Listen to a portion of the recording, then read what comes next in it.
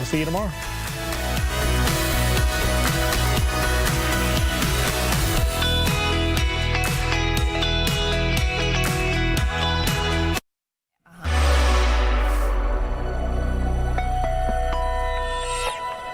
Well, it's Thursday. Did you guys know that, first of all, Anthony has been on this thing lately where he says he's trying to get swole. And he broke out fish on a commercial break in the middle of the show this morning on set. Yeah. Fish. The fish wasn't on set. Oh, so she just smelled it on your breath? Exactly, which Okay, may wait, be that's worse. even worse. I would. I heard Gabby say, "Are you eating fish?" I felt horrible. I felt horrible. Thank you for bringing this up in front of the entire city, class. by the way, in front of the entire class. Here's what happened. We have to rush to, during commercial breaks to consume. And so I'd already had my oatmeal, and then I decided to try to squeeze in like a couple bites of leftover salmon. I got back to the set, and my poor co-anchor. Well, okay, to be fair, My poor co-anchor. Gabby, she's sandwiched between him and his fish breath, and I was eating hard-boiled eggs and Cheetos. No, wait, Cheez-Its. Cheez-Its. So my breath on the other side of Gabby. Poor thing, she's sitting right over there. I know. Poor Gabs. I was super embarrassed, and then.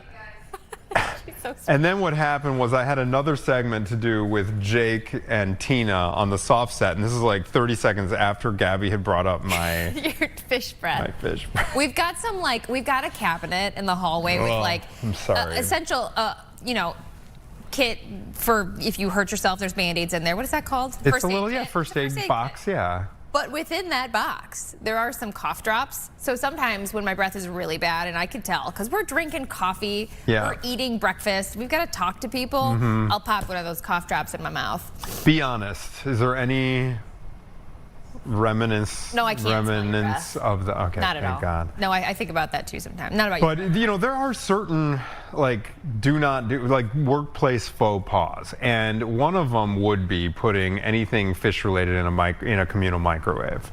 Yeah. That's a no-no. Have you ever been in the newsroom where somebody does that and the whole newsroom Smells like smells fish. like It's like fish? kind of eating tuna fish on an airplane.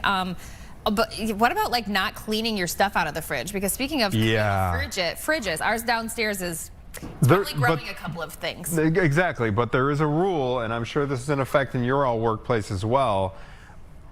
Fresh or not, packaged or not, the fridge gets cleared out every Friday. Yeah. So don't leave anything in there that you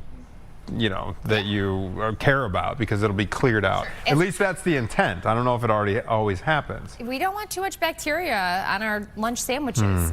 And then another thing to notice is Anthony's getting swole this week. I haven't worked out all week because I'm doing this morning show. No, I keep using the phrase, I don't know why it's been on the tip of my tongue all week, is making gains. Always be making gains. So I just that's been my catchphrase, gains. I'm losing all my gains this week, Anthony. Why? Why is that? Why are you losing your gains? I thought you were making gains. This week. I'm not working out this week. And, well, you have a really good excuse because of the severe weather. You guys have done an amazing job. How did you feel? I was talking about it because you were off yesterday because of all the severe weather, but you got a shout out from the authorities down in Newton County. Run folks through that, because I thought that was kind of nice of them to do. The shout out? Yeah. I think the point that he was making is that everyone was well aware that we had the severe storms coming. We knew about this well in advance. Even over the weekend, we were getting a clue from the Storm Prediction Center. I think this is just it's a preview of what's to come. I think just the future is bright. We have a really good relationship, those of us in the media, the meteorologists that work on the news stations in Chicago, along with the National Weather Service of Chicago. We have a chat group, basically, where we can keep each other in the loop. We contribute by giving, feedback from the community if you guys give us reports. And then obviously the National Weather Service keeps us in the loop, especially during severe outbreaks, to tell us what's coming, what they're watching, all the details of these storms that what they're producing. So I do think that this setup was, to your point, Anthony, a perfect storm of knowing the ingredients were there. Because remember earlier that day I was talking to you got about paranoid in real time during the show during a commercial break, Caitlin was like, "Oh no, you guys! I was worried 5 minutes ago. Now I'm even more worried." Yeah. So we knew it was going to be a serious situation. We knew that there was a chance for long track, strong tornadoes, and it's unfortunate that it did come together.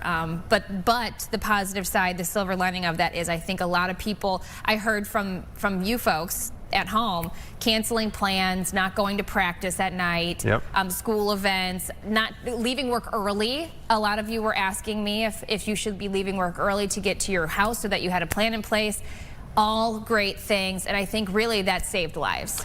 I saw on X, the X platform, one of our other Chicago stations getting criticized for breaking into their regular programming to bring tornado coverage.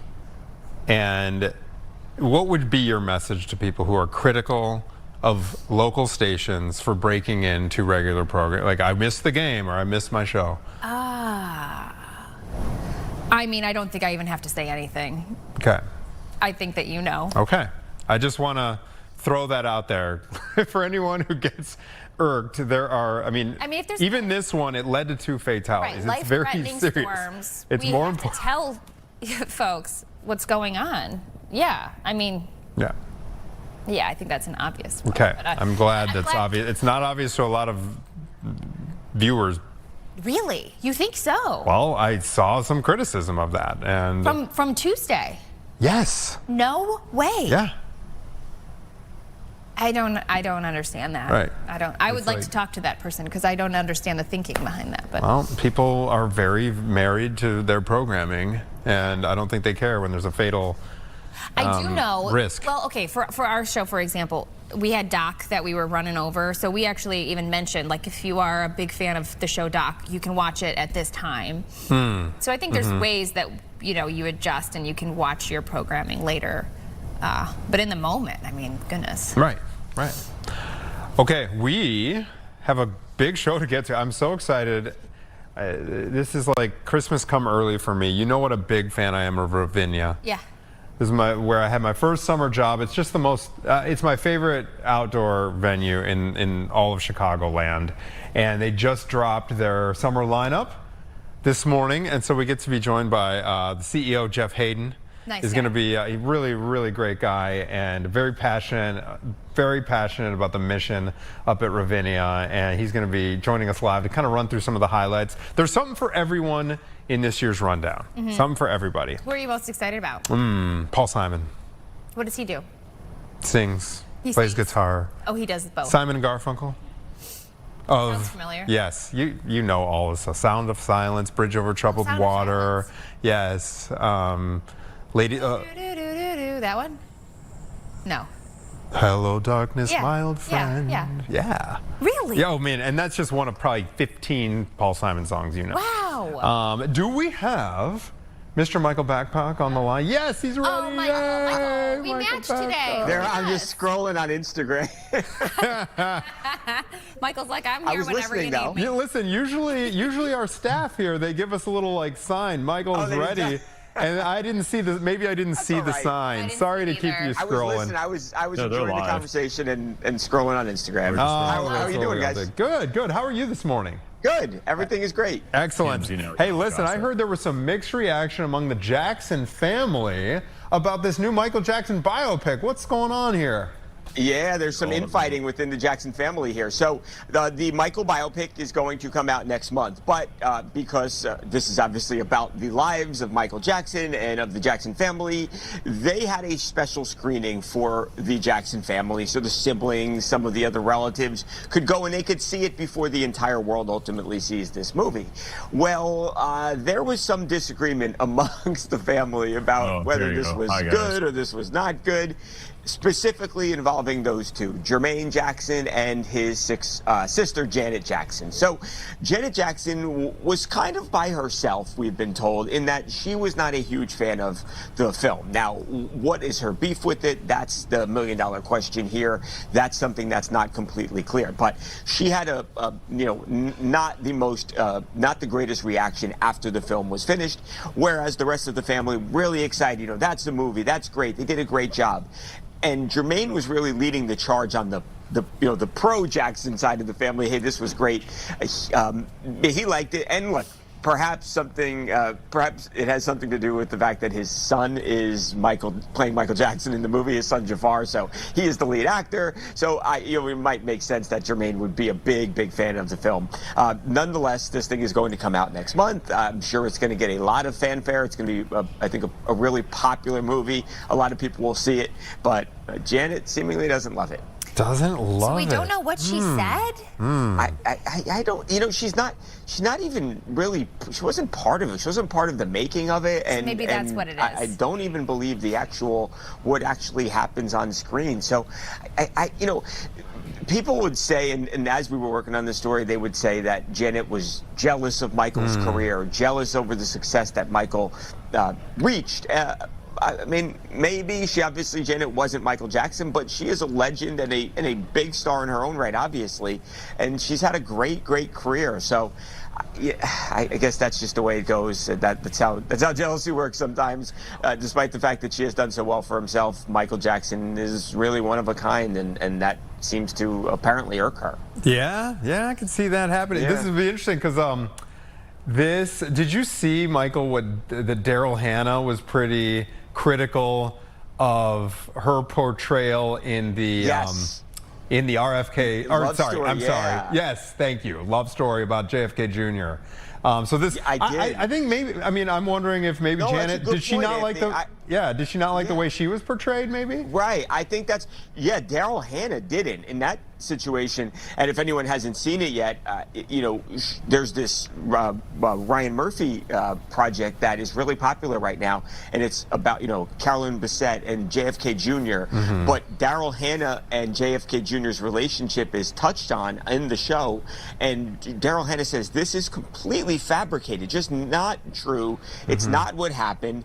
They have portrayed me, she felt like, in like a childish way and just an inappropriate way, because she just says it's a complete fabricated story that didn't happen, and she is really upset. So it's right. It's easy for me or anyone else to say, oh, why doesn't Janet like this? But if you're being portrayed a certain way in a movie and you know that that's not the way things actually unfolded, then you could see that being something that would be really upsetting. Sure. Okay, I know we only have a couple more minutes with you, but let's talk about Mickey Rourke saying that he stopped paying rent over a rodent infestation. Yeah, Mickey's been having some issues. He is right now. He's not without a home, but he is living in a hotel in Hollywood. We have been told, with his dog, and he has been having issues. He was evicted from his Hollywood apartment. Now it depends who you listen to here. Mickey says that the place was in horrible shape, disrepair, that there were rodents running around, and he said because of that, I just had to stop paying rent because I couldn't continue to pay without these issues being fixed. Well, the landlord says, no, that's not true, and he takes Mickey to court, and the judge sided with the landlord, so Mickey's then evicted. Fans start a GoFundMe. They're raising hundreds of thousands of dollars. Mickey's getting criticized for that. You're this big famous actor. You've made a lot of money. Why do you have fans that are given, out of their own pocket, paying, all these exorbitant amounts of money in a fundraiser for you? So a lot of stuff's been happening. All this to say, again, he is right now living in a hotel in West Hollywood, and you hope that he can find something that's more stable than that. Yeah, for sure. Michael, do you have any background and context for this? Like what, I remember he got so much praise for his performance in The Wrestler. This was this is many years ago. But just kind of what led him to the spot he's in? Is it an addiction issue? Is it a mental health issue? Kind of a combo, or what's going on? I think there has been some addiction issues in the past. If that's something that he's battling with now, at least that's unclear to me. But it would seem like something is not right. He is obviously still a name brand actor. He could still work if he wanted to.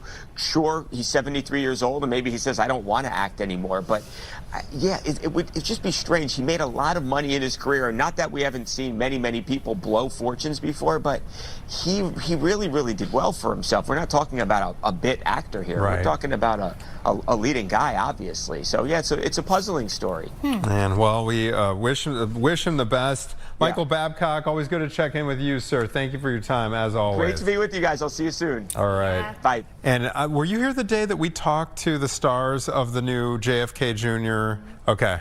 Yeah, they looked exactly like Carolyn Bessette and JFK Jr. But that's the series that Daryl Hannah actually, I didn't read the op-ed itself, but she actually wrote in to the New York Times like a clarification like, hey, I did not like the way I was portrayed in the show at all. And it was, she like penned a whole like letter to the editor type thing. I think. Makes sense. Yeah. If the story's not true. Yeah. I wonder what the legal things are. It's like a work of art, and you know how they always put that disclaimer? The events and images depicted in this motion picture for entertainment purposes, they are not meant to portray. But at the same time, because people are going to watch it and think that everything is true. Exactly.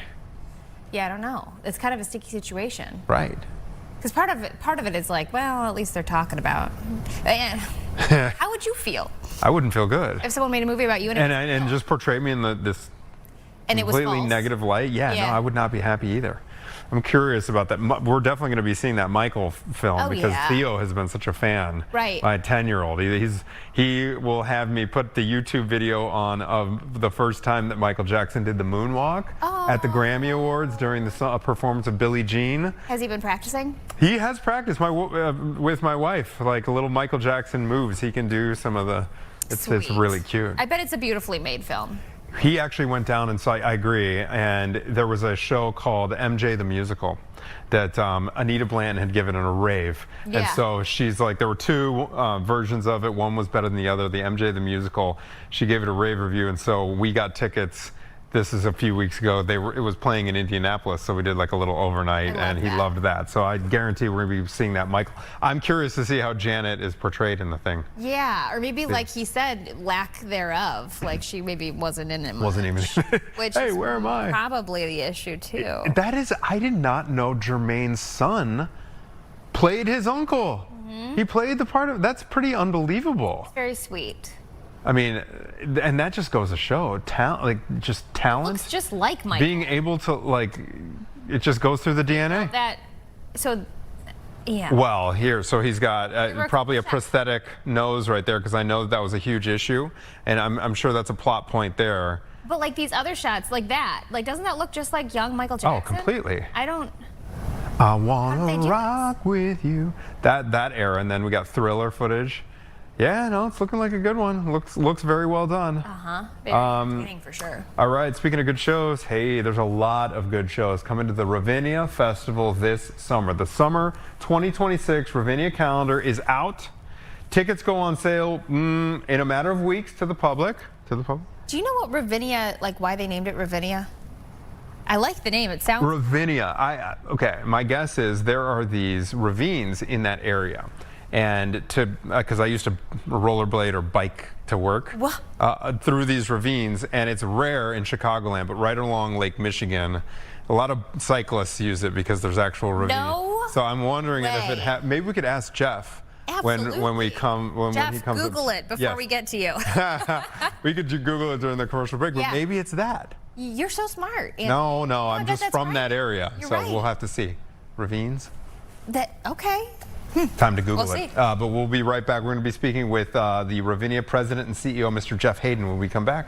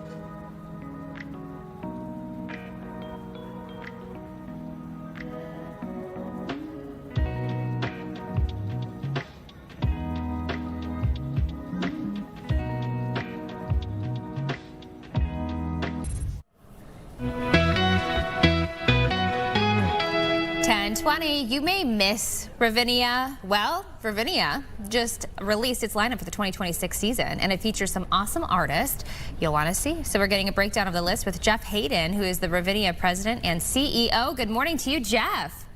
Good morning. Thanks for having me on. Jeff, I got to say, Anthony has a little lesson to share with all of us about the name Ravinia. She had complimented the name itself, Ravinia. Where does it come from? And I know the ravines run right near the park there, and sure enough, we Googled it in the commercial break, and it does seem to have its origins, the name Ravinia, to the ravines. Does that sound right to you? We're the land of ravines, and we add a lot of great music to them. Yes, indeed. Echoing through the ravines. Jeff, give us the highlights of this summer calendar, and any names. I know it's too long to run through, but what names stand out to you that make you most excited? Well, we have a packed summer. We have over 90 shows this summer, and we've got a lot of fantastic debuts this year as well. Chance the Rapper, Ricky Martin, Hugh Jackman, Miranda Lambert, Alabama Shakes, Paul Simon is not a debut, but we're really looking forward, and I know, Anthony, you are as well. Yes, indeed. Opening up this summer with the new Hunter Pavilion, we're going to have Lizzo with the Chicago Symphony Orchestra. And I think that's just going to be such a perfect Ravinia program to be able to have Marin Alsop conduct, Lizzo, and then Yunchun Lim, an amazing piano phenom, come and open up. So we've got a lot of things coming up this summer. Let's talk about this Hunter Pavilion. What did you guys have to change? What's new and bright and beautiful with this place? So the pavilion is iconic. Everybody knows and loves the pavilion. It's been around for 75 years, but it started showing its age, particularly coming out of the pandemic. And it was time definitely to replace the seats, more comfortable seats, cushions, drink cup holders, but also improve the lighting, improve the sound, improve the whole accessibility of the venue. And so we've been working for 2 years to renovate and upgrade the pavilion. And so when everybody walks in on July 11th, they're going to see and experience an amazing world-class venue. Think of it as a new model year car of the classic car that you love. Oh, very nice, very nice. Now, I know that it's not always difficult to get artists to return to Ravinia. They love playing the venue. Is this going to, I know this is a little behind the scenes, but I'm guessing it's going to be nicer even for the artists themselves? Well, the artists love coming here. Actually, James Taylor last year said it's always great to be able to play at a place that's built for music, not sports. And Ravinia is the quintessential outdoor music venue of the summertime.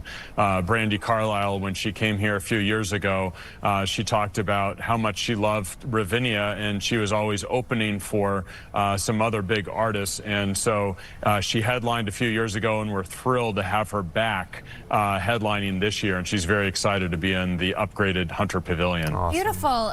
Jeff, we talk often about Anthony and how he used to work for Ravinia. This summer, are there many opportunities that are available for folks?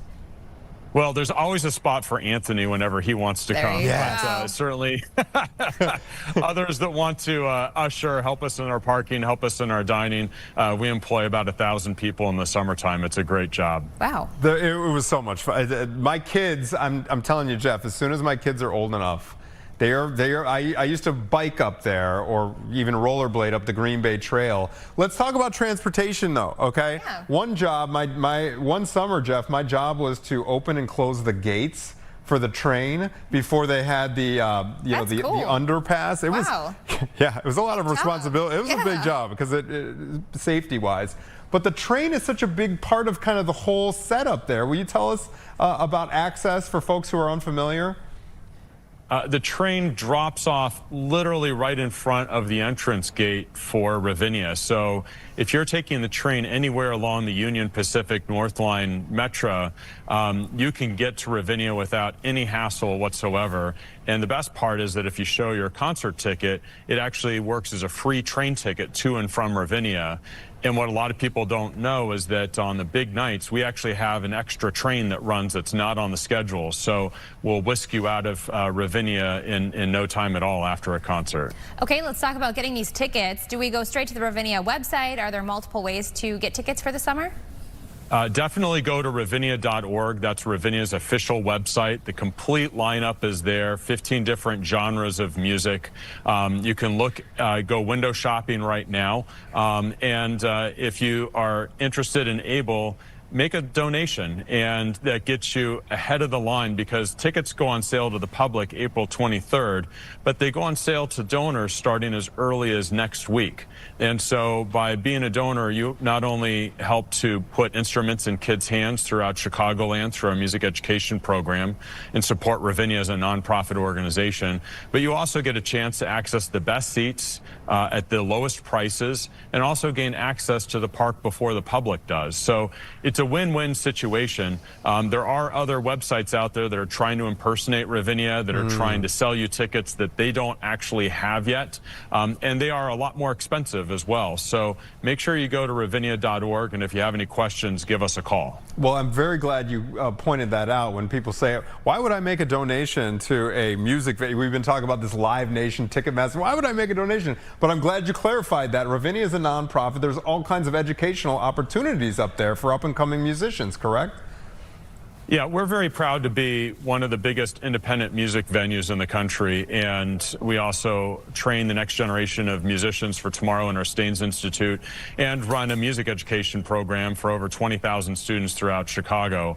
And we also present a lot of music that actually is not profitable for us, but it's music that we think that you should hear, and these are artists that you should hear. So unlike profit-seeking companies, we're really excited to be able to present a wide range of music that people love. One more thing we want to touch on before we let you go, Jeff, is just kind of the experience of going to Ravinia. You mentioned the train, okay? It'll whisk you to and from the show. The culinary offerings and what people tend to do. This is a tradition for a lot of couples and a lot of families, but this is not a typical experience where you go to a venue and you get beer and popcorn. Will you kind of paint a picture for what the lawn is like and what people kind of eat and drink when they go? Ravinia is a whole experience. It's not just going to a concert. You pull up, whether you drive up, there's free off-site parking, or there is on-site parking as well, or as you said, the train. But this is 18 acres of beautiful woodland. People want to get here early. They want to walk around. They want to see our sculptures, lay a blanket out on the lawn.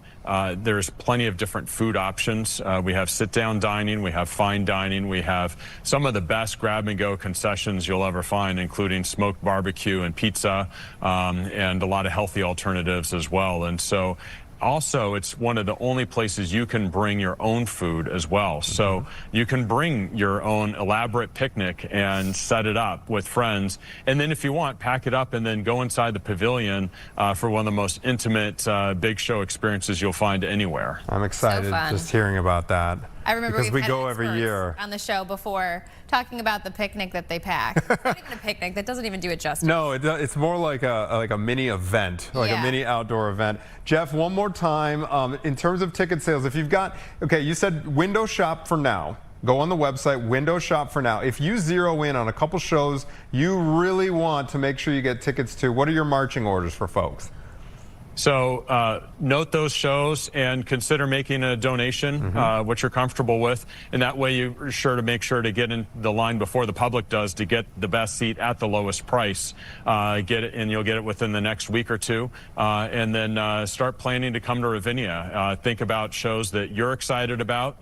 Think about shows you want to go with your friends, and then also challenge yourself to find something that you want to discover. Ravinia is full of a lot of artists that you may or may not have heard of, and it's fun to be able to discover them and share those memories with other friends. Very well stated. I totally agree. Jeff Hayden, CEO of Ravinia, thank you very much. Congrats on the rollout, and I can't wait to see you sometime this summer, sir.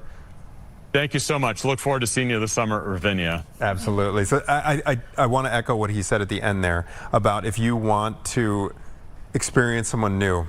It almost doesn't matter in some ways who's on stage, because the experience of going to Ravinia, you know, even if you're unfamiliar, oh, this is a classical show, the CSO is playing, I don't really know classical. The vibe. It's the vibe. Exactly. vibes. Like date night, even taking family members up there and exposing them. It's so much fun. And to your point about the picnics, they get so it's one of the most fun things to do when you're up at the park is to just walk around and people watch and picnic watch. It's like how elaborate is that setup compared to this one? People break out like candles and tablecloths and like actual china. Oh, yeah. And, you know, it goes well beyond like, you know. What have you done?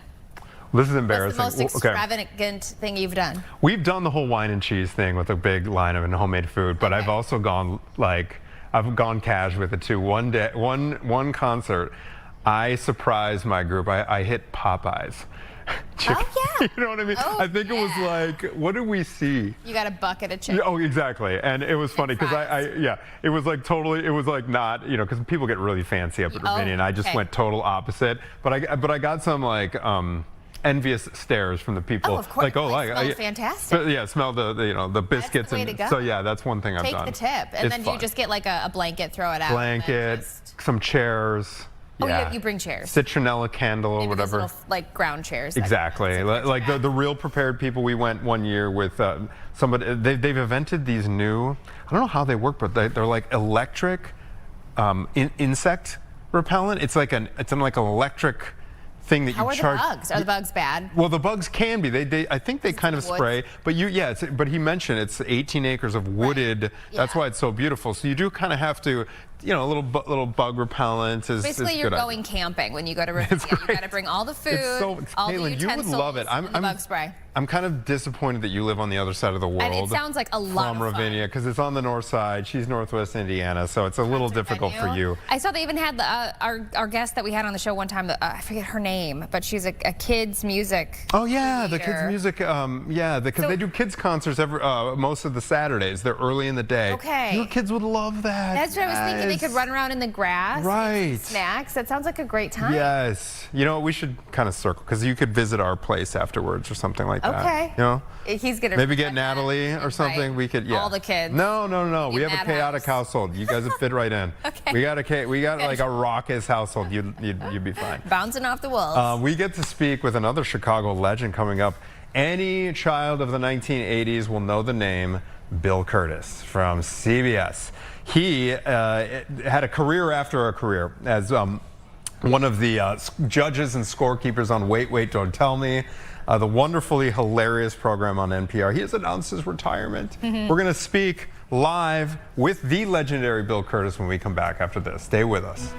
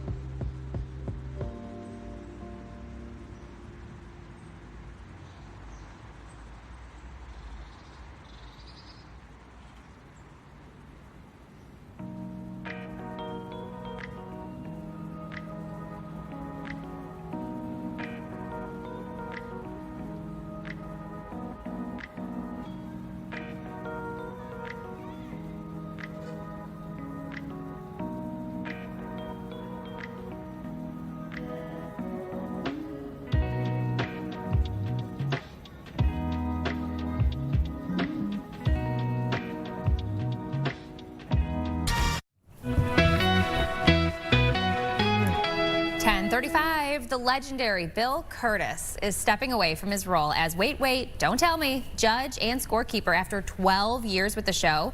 So he's joining us this morning to talk more about his retirement and the recent release of his memoir, Whirlwind, My Life Reporting the News. Thanks for joining us this morning. Thank you, Caitlin. So first, let's talk about your career. Can you give us a rundown in case someone's watching who hasn't followed your career from beginning to end? Give us the footnotes. Well, it may take the whole time period. In the meantime, I could use some Popeyes. I'm sure Anthony carries them with him. I started in a little town, Independence, Kansas, the only radio station in town. I was 16. It's a good job in radio because you were able to go to university, further schooling. And I wound up at KU, University of Kansas, and then over to Washburn University Law School. And I was graduating, and on almost the day of graduation, I was studying for the bar, and a guy, a friend of mine, asked me to fill in for him on the news, 6 o'clock news. I went out. We had a tornado warning, thought it was going to dissipate, and instead it blew us all away. So I happened to be on the air when I had to give the warning. So I said, for God's sake, take cover. And the entire town was watching the only TV station in town, 1966. And 17 were dead. It was an F5. And, strange things happen. Within 3 months, I had a job with CBS Chicago. Went to WBBM, where I stayed for, long time with Walter Jacobson, eventually with Walter. Went out to CBS News West Coast Bureau for 3 years, and where a lot of my big stories that I write about came from. And then came back to Chicago, and ultimately went to the CBS Morning News in New York, and then came home. I'd started my own production company. So Kurtis Productions, that's right. And then this most recent chapter that you're closing, Bill. Wait, don't tell me. We saw a screenshot of you and Peter up there at the auditorium there, the Chase Auditorium. What led to this decision here, and what are your emotions? Well, Carl Castle had been the famous scorekeeper, before me, and retired. And Peter knew me. We were friends, so asked me to fill in for a day, just a day. And I went on, and you would know the feeling of an audience, a live audience, and laughter at what you say. And it was love at first sight. So 12 years later, I think I missed only a handful of shows, and here I am, I won't say being forced, but it's a kind of a semi-retirement. But I'm 85, and I said to myself, hey, I'm 85. They're not going to raise the minimum age at NPR. I better leave and reduce me. Well, Bill, you're too good at these gigs. I know. You're filling in on. They want to keep tornado coverage and fill in. This seems to be a recurring theme. So watch the next time you say, "Oh yeah, I'll step in for the day." My question to you, Bill, because we have you, I know you have covered numerous stories. That doesn't even do it justice. Over the span of your career, can you talk to us about one story that sticks out to you, whether emotionally or maybe you learned a lot from that story? Which really sits with you the most? Well, when I was at WBBM, I had an investigative unit, precursor to what everybody has these days. And we came upon a story regarding the defoliation that was used in Vietnam that happened to be, they didn't know it at the time, but it happened to be poisonous to our own veterans. So we got on that. We had to prove that it was harmful, and then things just fell into place. We went to Congress and showed it. They went nuts, and 50 years later, it's still fresh. And so that's the most satisfying. I mean, in the meantime, which was a hard act, to convince people that this is true, 630,000 veterans have been compensated for agent. Wow. So that's got to be the big story for me. That's unbelievable when a story like that, when journalism has that type of impact on the population and just on the on politics, on policy. This memoir that you are releasing here, Whirlwind, My Life Reporting the News, will you talk about the process of creating this, of writing it, and perhaps any surprises as you went through this process? Yeah, yes, one surprise was I was all set and had written a first chapter here and there. And so I started saying, well, I need an agent. So I started around, and a friend of mine, well, he knew the agent for John Grisham. I said, boy, am I made. So I, sent it back to New York, and they farmed it out to one of their assistant editors, who ultimately wound up telling me, first of all, you've got to write 70 pages of the book before you approach any agent. And then, what I would tell you, is to get a good writer. You talk about being blown away. Well, I did, and I went back to my university press at KU, and they welcomed me with open arms. Oh my gosh, Bill! And now it's the highest selling book that they have ever had there. Wow! And the reception has been great. Never give up, and especially writing a book. And I knew I had it in me, and I'll tell you why. Actually, I started writing it. I narrated Anchorman, the movie. Yes. And, of course, everybody asked me about Anchorman, and I said, oh, my God, if I die, they're going to write it on my tombstone, Anchorman. So I said, I did some other serious things, so I'm going to concentrate on at least show people, in this book. I love that. That was literally my next question, is did you cover that that little episode that you're, it's funny because in Chicago, we know you for Bill and Walter, CBS, the whole thing. But around the country, it's the narration for this Will Ferrell comedy. So that does get a chapter in the book, or at least a section. Yeah. It does, and they produced it in 2004. Adam McKay and Will, and the others on staff with SNL. They were going to impromptu school there at Second City. So they knew Bill and Walter and said, we're going to do Anchorman. They're my favorite, and I don't know whether I was the ultimate model. It turned out to be, it's a platform, really, for Will Ferrell to do his thing. Right. So he sent me the script. I read it. I was laughing so hard. And so the final, I'm in the audio booth, and there out there, Judd Apatow, Will Ferrell, Adam McKay, and God knows the other stars are there listening. And I start in, and I laugh after every line. But you may remember, because everybody has seen it 13 times, right. There was a time, the time before cable, when only men read the news. And in San Diego, that man was Ron Burgundy. That's it.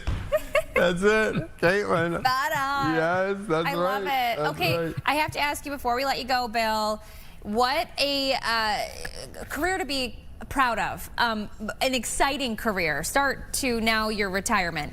What are you going to do now? Oh, yeah. What exciting things do you have planned for retirement? Well, I'm writing a second book. Oh. And I'm actually in front of the computer where I just did a little writing when I was waiting for you. And I might incorporate, some of the lines. I'm the old man out of this bunch of young people on Wait, Wait, Don't Tell Me. And so, as my wife said, the reason what you say is funny is because you shouldn't be there. because I'm old school. And, but it sounds funny. So they have written in a number of one-liners for me to start the show. And my favorite is, "Hello, I'm Bill Kurtis. I'm the voice of your aunt's sexual awakening." And, or, "I'm the voice so rich, it makes you sign a prenup." Caitlin. But anyway, everybody looks forward to it. And I would say one thing about the show. This show's been on the air for 29 years. 29 years. It's on virtually every week in Chicago, and too few people know about it. It's live in front of a 700 audience. And it renews itself. Anthony, you would appreciate it. It renews itself every week because it goes off the news of the day. So people through the COVID crisis and the politics of today, they tune in and want to hear a little laughter. Absolutely. Beautiful. Pretty straight down the It's middle. so good. Peter Sagal and Bill, you're going to be so missed weekly, but I'm glad you are continuing to pursue creativity. Your voice is still $1 million, and it is an honor for Caitlin and I to talk to you, sir. Thank you so much. I'm going to sneak in a couple times. Hey, Come on over, but careful, because you might end up with a permanent gig. Looking for a career. Yes, indeed. Bill Kurtis, everybody. Thank you so much for your time. Thank you, kids. All right, exactly. Oh man, we're gonna. Fun. Yeah, it's great to talk to you. I could talk to him forever. I know. want to ask him about the changes in the news business. I know. We need a whole hour with Bill Kurtis, you guys, next time. Yeah. All right, we're gonna take a quick break. More Chicago Now. Some trending stories to get to when we come back.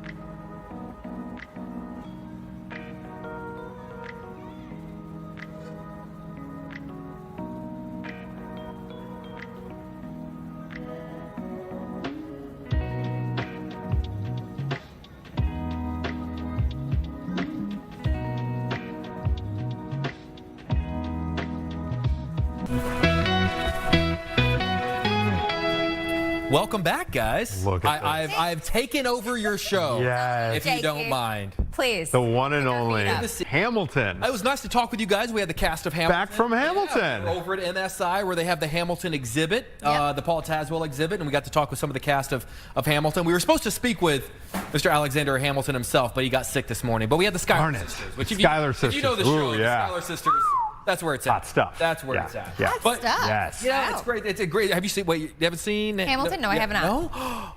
What have you been doing? I know. Other than having a family and living an amazing know. life. Yeah. You got to see it. It's here Wipe till it So good. up, butts and Put it on the list. yeah. It's here almost to the end of CRBC Theater, almost the end of April. Fun. Speaking of making things happen, right here on Fox 32 in Chicago, we make entertainment happen. We do. I think better than anyone else in the city of Chicago. I think we get, even if we're stuck on a side of a road of the Grand Canyon, we make entertainment happen. Right. Don't we ever? Listen, on the weekends, we get some help. We've got some great folks that help us make entertainment happen here on Fox 32 Chicago, and it's our friends over at the Backstage Experience. We're here with my man John Stenville. John, how are you, man? Good to see you. Jake, what's going on, bro? Looking pretty dapper. I know. Always. All black memo, and I'm loving it. Listen, man, I know there's 10,000 things you and I can talk about, and we didn't talk in advance as to what we're going to talk, but I got to ask you, this is, I think, one of the closest Oscar races I can remember in recent memory, where there are several major categories where it could be one or the other, or maybe the two that we think it's going to be cancel it out, and a surprise third comes in. Where are you on the Oscar race? Is it one battle's prize to win, or is Sinners going to come in last minute and take it?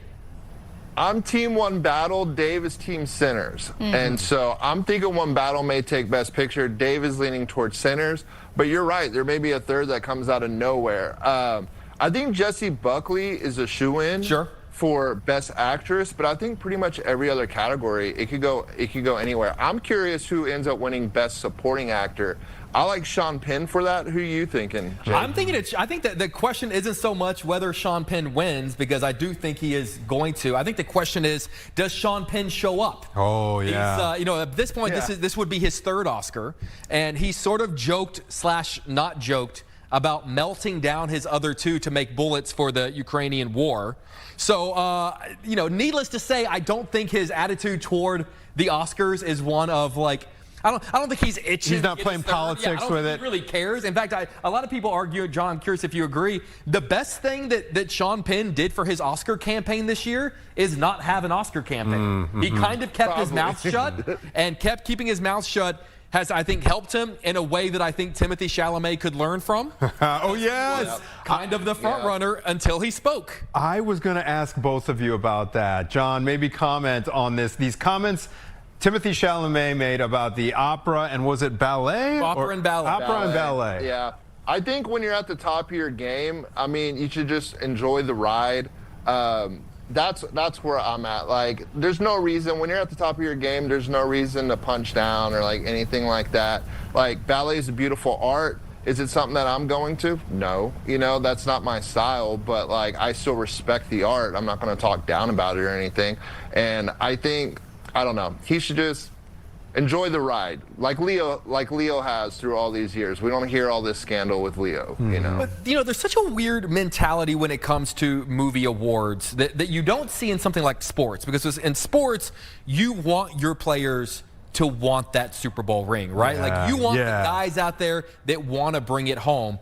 But there's this weird mentality when it comes to particularly the Oscars, where, listen, we know they all want it. Like, let's not, no one's, unless you're Sean Penn, but like, for the most part, like, but there's this mentality where if you express that you want it, that you want to be one of the best, then everyone turns against you. I'm almost thinking of Bradley Cooper with the Maestro. And everyone kind of turned against him. Right. And I don't know if you guys remember, John, you probably remember this years back when Anne Hathaway was going through her Les Mis Oscar campaign. She kind of let it be known, like, this is important to me. And people turned against her, and that kind of stuck with her for a few years, and it took her a while to kind of come out of it. And maybe because art is subjective and sports is very much a who scores the most points at the end of 60 minutes.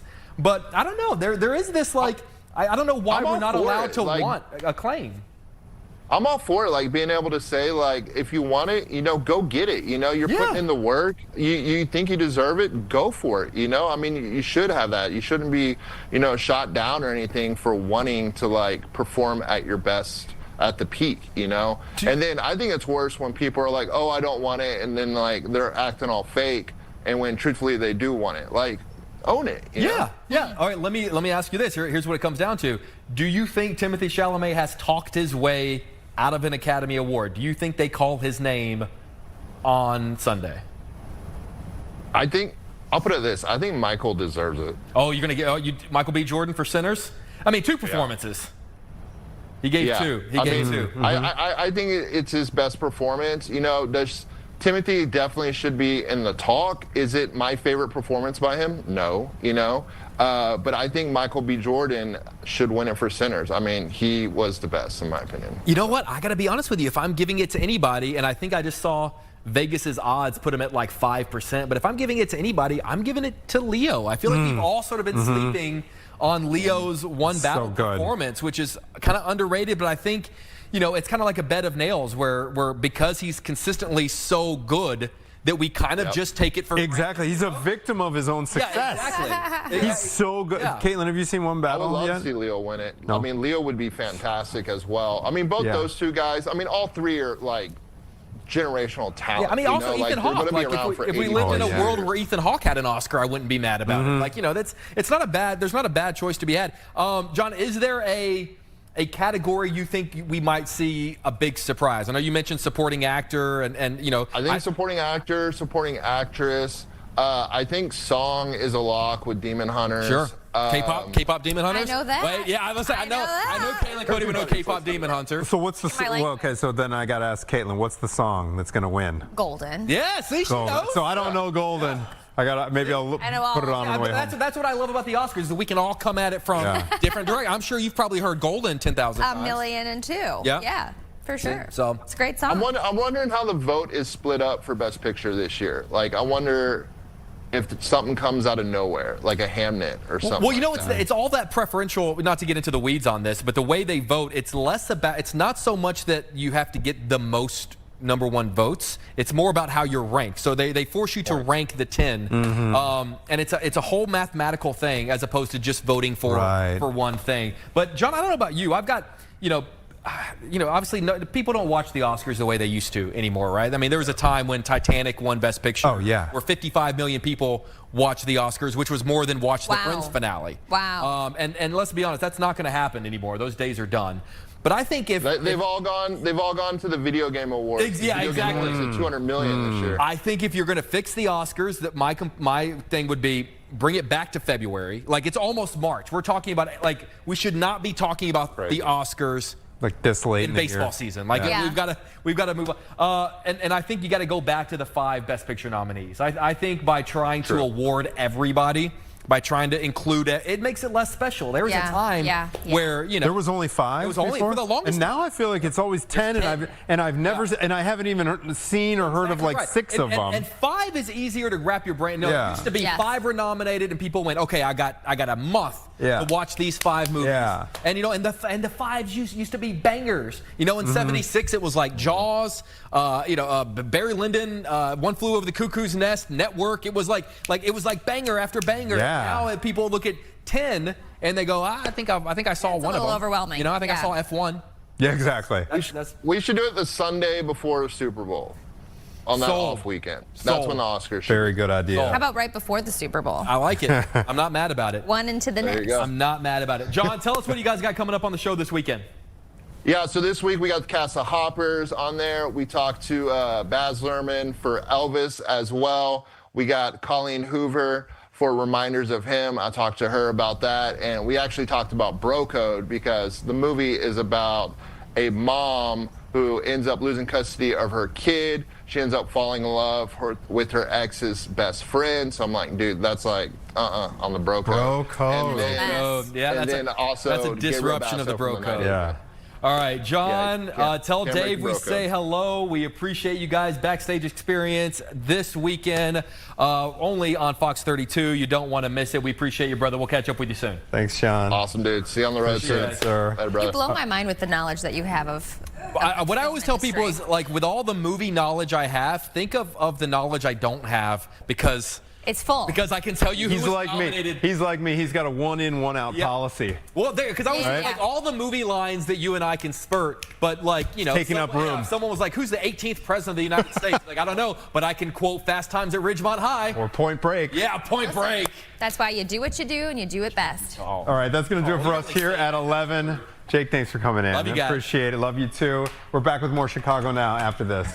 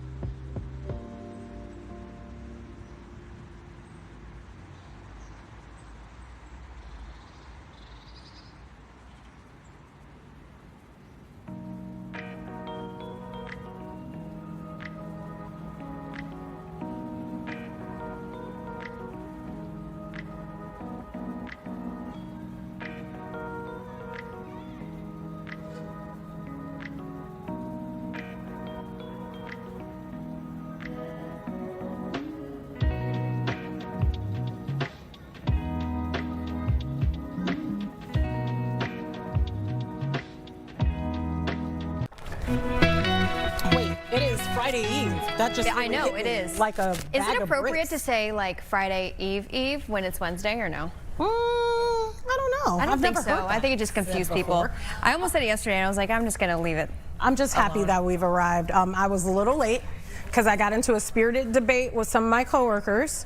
Pull up the picture, Brad, because we've already Oh, talked there's a about picture. this. Okay. Yes, they said that I look like Rosita. No. This is from Sesame Street because of the dress. And so we were debating, and then I was like, look, I got to No, you know what, Tia? They're jealous. I don't have time to debate with No, you. they're I see jealous. some similarities. No, they're jealous. I see some similarities. I think it's super cute. That's why I said, hey, cutie. Thank you. When you came in. I thought it was hilarious. Don't let anyone. Actually, we were talking about this in commercial break on GDC, and I wish that they were still here with Caitlin and Anthony. And have you ever heard of the trend? Like, it was a while ago. What's the trend? I wouldn't say a trend, but you either look like a rat or a frog. No. You either fit into that one or two categories. See, I'm a rat. You think you like the rat? Yeah. Because like that is just like you either give What a rat? little bit Eats of a rat rat or you're giving a little bit of frog.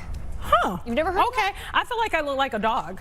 Like if you, no, seriously, Whatever. and I don't mean that in a bad way. There are adorable dogs. I would say I think I have resemblance of kind of like a little dog face. no. See, and I think I look Yeah. like a cat because I used to look like Dr. Seuss Cat. or Cat in the Hat. Cat in the Hat. I think we used to all look like kind Cat in the Hat a little. of resemble certain like little animals, and I do. I completely think I look like some form of a puppy. I don't know which one, but I can see it. Well, it's a cute puppy. Okay, I'll take it. Let's talk about what's coming up before we go into too dangerous territory. Local businesses are getting ready for St. Patrick's Day celebrations. Man, there's going to be a lot of people out there. Our friends at Block Club Chicago have details on one shop that's dealing with 20,000 pounds of corned beef. I could go for What? Who eats that much? Ooh, I don't know, but I could go for a corned beef sandwich right now with a little bit of is mustard good. on rye Yeah. and some Swiss. Oh my goodness. Sauerkraut. We're also welcoming Rhymefest to tell us about a song he recorded with Reverend Jesse Jackson. This was almost a decade ago. But first, we're learning about which brands are the coolest if you ask American teens. This is really interesting. I like this. I'm going to guess what number one is. What do I you haven't even think? looked at the card. Nike. You would say Nike? See, I would say like not Lululemon. What's the other one that people But like? among teens. Aloe, Alo. Oh, Oh, yeah. teens. I don't know what they like. They change their minds all the time. They And you can't know, keep I it think straight. the only reason I knew that is because I've told you that Nike. I saw something that Gen Z. What's under Gen Z? What's the new generation? Gen X?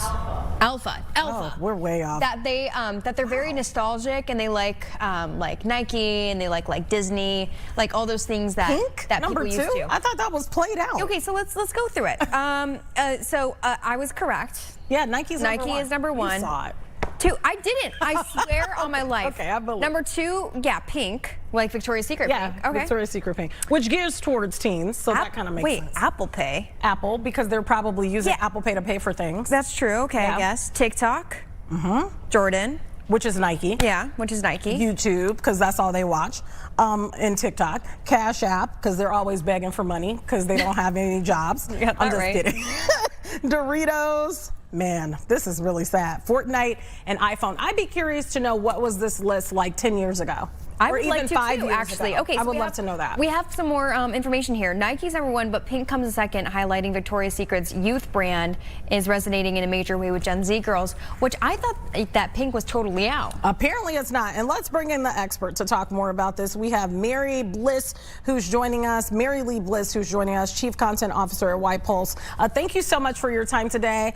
We appreciate you coming in here and talking about this younger generation. Let's talk about these brands. Nike's number one. one. That was, I guess, a little bit of a shock to me. You guys have gathered all of this information. Were there any shockers in your opinion?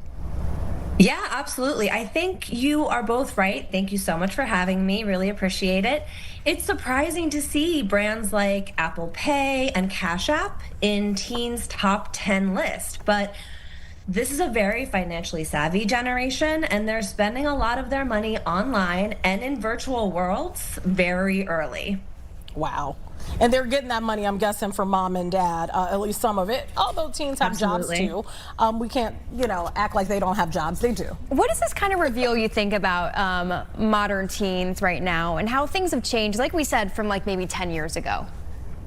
So some of the brands we see in the top 10 are really consistent. Actually, Nike has done an amazing job of being relevant to generation after generation, and they've been #1 for teens for some time. So what we know about teens is that their definition of cool are brands that always try new things and always keep up with trends. So even if you're an older brand, but you continue to do that, YPulse data shows you'll stay on top with them and stay cool in their eyes.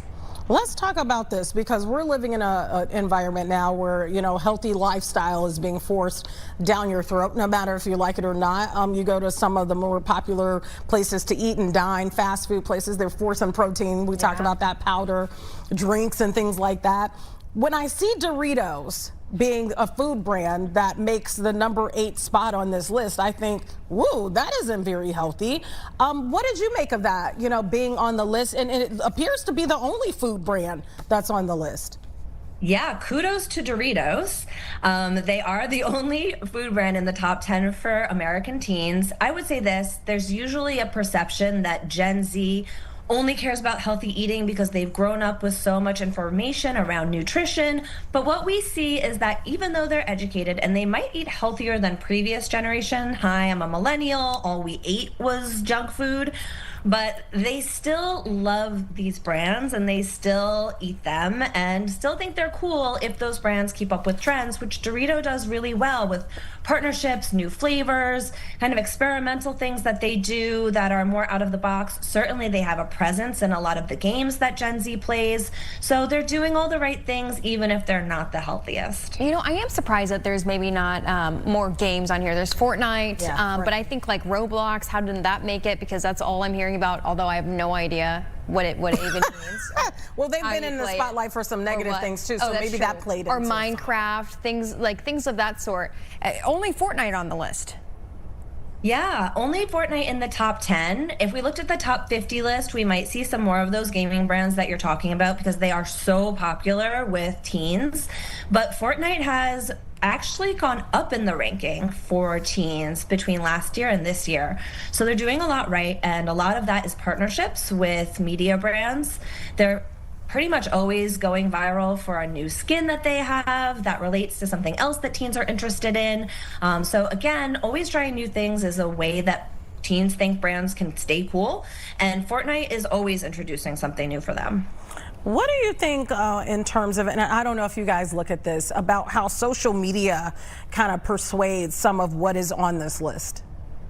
Absolutely. Social media has a huge influence on teens. There's no question about it. When we ask them where they last saw an ad that made them want to buy something, social media is by far their top answer. If you're trying to reach them on TV, just stop. They're not watching. Right. So you have to be on social to reach them, and it's influencing them from the creators that they see to the fan edits and brand efforts that they see, but mostly when people like them are talking about a brand, that's what influences the most.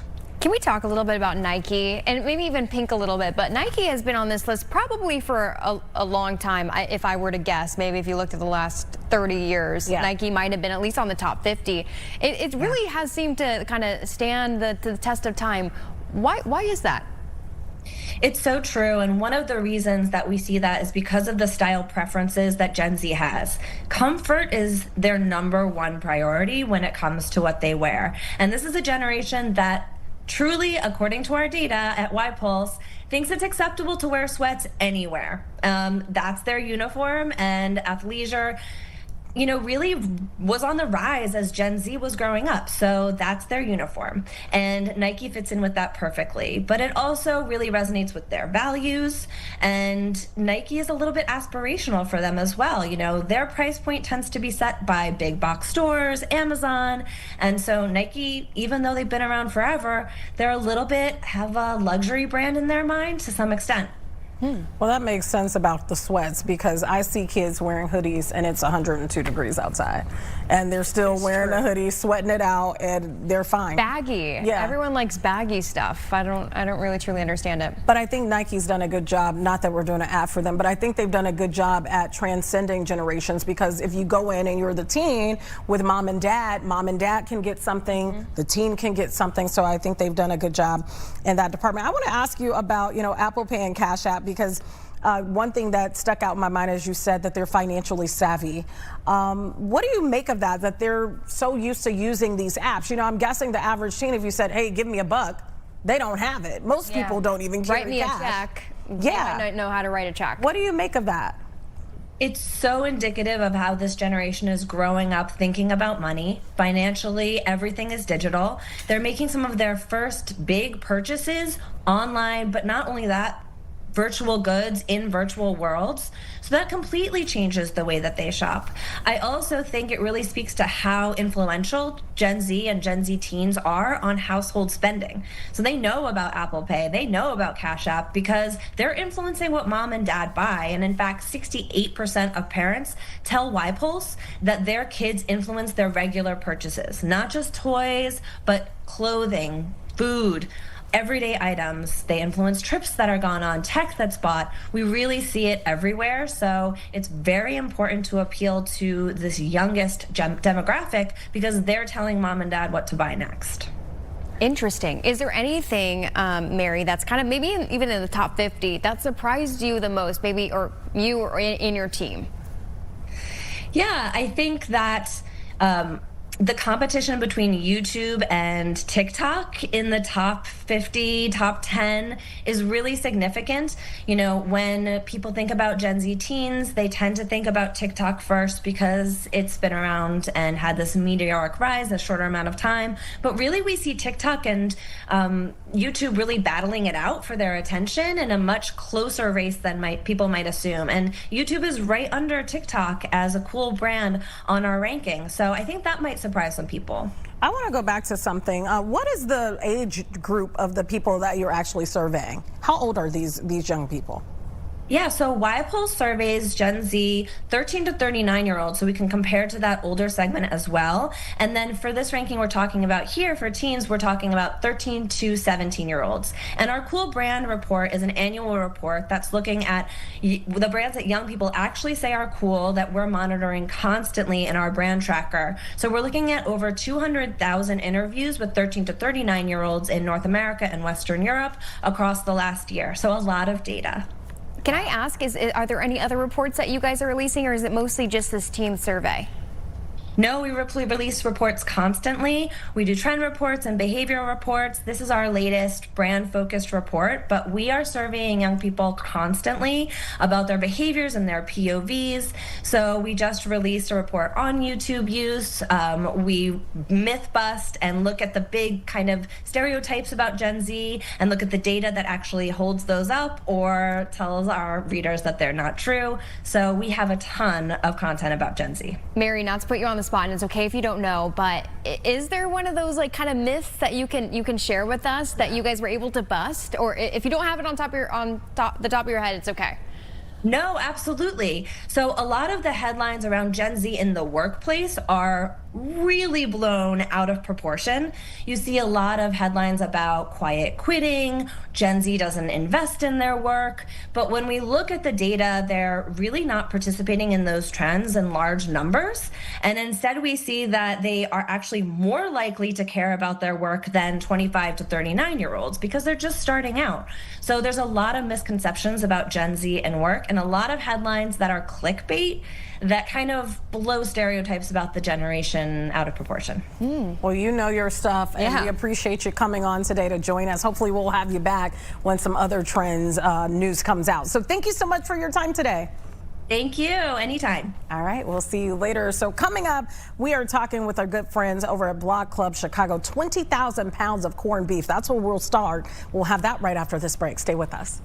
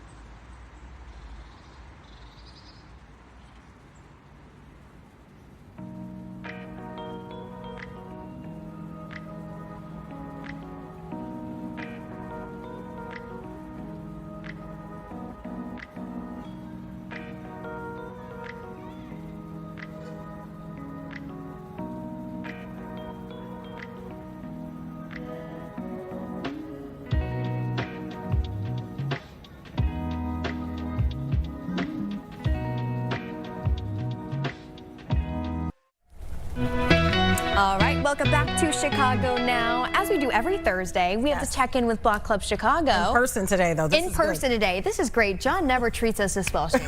Well, you know, we work nearby, so why not come over and do it in person? You know what? Yeah, exactly. Thank you. And that's what we should say to John, too. But we're happy to see you and your smiling face, and it's for a good reason. One of the top headlines we've been talking about this morning is this, what is it, 20,000 pounds of corned beef. We know St. Patrick's Day is big here, but do we really have to feed the entire city? I mean, it's an astounding number. That's the amount of corned beef that the County Fair grocery store on 108th and Western is going to go through this week alone. So I would say Beverly, Morgan Park, Mount Greenwood, it smells like corned beef down there right now because people are just, they want to have it, whether boiled or grilled or however they do it, for the Southside Irish Parade, which is this Sunday. Talk about this craze of corned beef. I'm sure you talked to the folks there. How long does it take them to start getting prepared? Did they start this a month out, 2 months out to get ready for all of these people that will come through? Sure. Well, this is sort of a rolling thing. They've been doing this. The stores. It's an independent grocery store. We believe this is the most corned beef that anyone in Chicago sells. It makes sense with a number like that. But yes, they source it all locally, so this isn't just prepackaged stuff. They get 100-pound barrels do the math. That's a lot of barrels that come in. So yeah, it's kind of a constant rolling process that it ramps up this week, but lots of work goes into it. But people just love coming in there. They can say exactly how much they want. They'll cut it for them. They'll send them on their way. And it's you need a lot of cabbage with that as well. Oh yeah, that's for sure. Did they talk about the tradition? My father-in-law will make his own corned beef, and it's really cool. It sits in those bins for a while, and I think the salted water, is it something like that? And it's just something that they've done for years. Yeah, it's a great tradition. I'm Irish, you can tell by my name, and so I like to make corned beef as well this time of year. My family doesn't like it, so I end up eating like 5 pounds myself every year. But yeah, just sort of one of those things. It's like, I don't know if they do green beer as much anymore, but sort of these almost like American Irish traditions that get ingrained and really ramped up around this time of year for St. Patrick's Day. And I love it because everybody takes part. You can be from wherever, be whoever, and still eat it. I eat it all year round. I do. Well, when it's cold. Normally when it's kind of like chilly outside. Yeah, it's a good boiling comfort. it. adding your potatoes, your cabbage. Oh, I can taste some right now. I've actually been make a rule to stop talking about food, and I know that sounds cliche, but I'm starving about this point. But also in that community, it has to be so popular because there's a lot of Southside Irish, Catholic Irish in that area. Very interesting. Yeah, let's talk about this because we're keeping on with the theme of everything St. Patty's. We're talking about this Irish parade traffic cop on 103rd Street. What is this all about? Yeah, so this is a guy by the name of Bill Letts. He's going to be the chair of this year's Southside Irish Parade, which steps off noon Sunday, 103rd and Western, and that's where Bill is pretty much stationed for the last 40 years. Wow. He's been doing this. He lives in Morgan Park. He's been doing this for 40 years, and his job, among many on Sunday, is really to make sure that the parades and the floats and the Irish dancers, they're all lined up and they all, keep it going. They keep it going. He spaces them out so that there's not too many bagpipes all at once or anything like that. So he's just sort of the guy that I've never seen him in action, but I would imagine he's probably if you're out of line, he'll get you going. Get you together. It just kind of makes for all the people, they get about 80,000 people a year line the streets down Western. So he's just sort of the one making sure things run smoothly, and he says he loves it. He loves how it brings the community together. People have come from all over the city, but they really come strong from Beverly, Morgan Park, and Mount Greenwood. That's a serious job to have. Someone has to run a touch. I remember being next to the person who's like running things at the Thanksgiving Day Parade on State Street, and I was just would not say hello to anyone. People will say hello to her. they got stuff to do. Oh yeah, she keeps quiet. She's like, I am in my game mode right now. Do you have any tips? I don't know, Seamus, how many times you've been to the Southside Irish Parade? Because one time I went. Parking, you got to get prepared. It was hard. Yeah. It was also pouring rain, but it was hard. Do you have any special tips to share with the audience? Well, one thing you got to line up in advance is the house parties in the neighborhood. The parade is great, but if you could find a house party, whether you want to start at 8 a.m. or to go after the parade, that's where a lot of the action is. It's a lot of fun. Just people, filling backyards, front yards. It's the whole area is just a big party. So yes, you have a plan for parking, or or take an Uber. You may not get very close with it, but I would say pace yourself. It's a long day. It can be cold sometimes, and people start early and go late. So behave. Right? I always tell the kids, take a garbage bag. Because there's so much candy. You think this little, bag from like the local store? Yeah, is going to do it? No, it's going to break on you. So much candy. Then what? So Bill and Mary, they're volunteers, correct? Is it a lot of volunteers who are running the parade? Exactly, yep. Just people step up. This is kind of part of their personality, that they're a part of this. They get people together. It's sort of a year-long process of getting people, signed up for it and lined up for it. But yeah, I think they wear it as a badge of honor that they're, that they're a part of it, and because it's quite an undertaking, and they pull it off. This has been going on since about 1979 in different forms, but it just seems to get bigger and bigger. It took a couple of years off for the pandemic, but yeah, it's going strong now, and Bill's going to be there. Yeah, I feel like he's one of those guys, like if you see him, you don't want to mess with him. Like he's got something to do, let him do his job. Right? It's a serious job to have. Oh, for sure. All right, speaking of partying, not partying, but there's going to be a lot of beverages that are to be consumed this weekend on Saturday and on Sunday. But there's some new, I think, breweries that are emerging over on our northwest side. Can you talk about those? Yes. So, there's been a lot of changes in the craft beer industry in Chicago for sure, around the country. As people, really are drinking less and less alcohol. So some of these places are closing, but the news that came out this week was that Half Acre and Maplewood Brewery are actually going to merge together, and it's not a sign that either one of them is struggling. And in fact, they say it's quite the opposite. They're both doing well. They both are sort of survivors in this contracting industry. So they decided, hey, we're in a good position now to sort of leverage our success to work together and share in some of the costs, whether it's bulk ordering for hops and grains, beer cans, trucking costs. So they're kind of getting a little smarter about how they do it. A lot of these places are guys that were brewing in their basement originally, and then they got bigger, they expanded, but a lot of them are sort of learning on the fly how to run a business. So it's interesting to see that they're coming together and trying to, after they've figured out some things, okay, now how can we come together so we can stick around so they don't become the latest on the long line of breweries that are closing locally. And it probably helps Maplewood because it says that they contract out most of their production. So then maybe by joining forces, they won't have to do that anymore. Exactly. Yeah. Some of these breweries, they actually don't have their own tanks. They use extra space in other tanks, or they do it in big warehouses. But so they've been doing that sort of a nomadic brewing. But Half Acre has capacity for them, so they're going to be able to do all their beers at the Bowmanville Brewery, which is on the north side. Maplewood's not that far away in Logan Square. So there's going to be opportunities.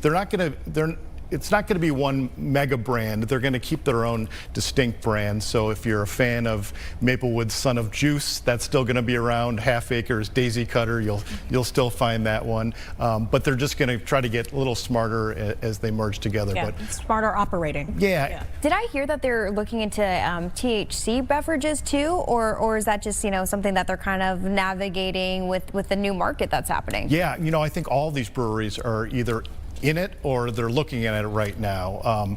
They're sort of continuously pivoting to what people are interested in, whether it's lower alcohol volume beers or seltzers or the THC drinks. All that stuff, people are getting into it. But the THC market is sort of, it's unclear how that's going to get regulated. Chicago tried to carve out an exemption for these folks because a lot of people put a lot of their business plans into these drinks because some people, don't want to sit around and drink a bunch of heavy beers or even light beers. They want to have something, go out and try a THC drink. So yes, a lot of these breweries are getting into it and trying it out. All right. Well, we appreciate you coming on and breaking down some of the stories that you're working on. I love it because you guys are always working on community stories, yes. Like stories that sometimes you're like, how did I know about that? And you guys present it to all of us. So thank you so much for all of the work that you do. And thank you so much for coming on Chicago Now. Yeah, we appreciate it, Seamus. Thanks for having me. Appreciate it. All right. Stay with us. We'll be right back.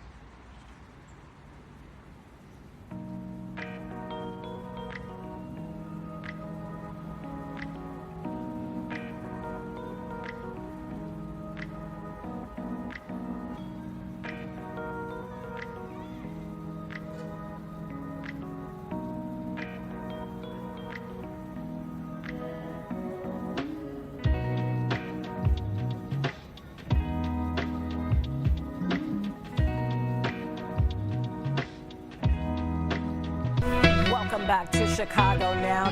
This year is the year of RV travel, baby. This summer we've got celebrations like America's 250th birthday or the Route 66 Centennial. That's perfect opportunity to just hop in an RV. And joining us now to talk about all things RV and road trips, Jennifer Young, founder of Outdoorsy. Thank you so much for being with us.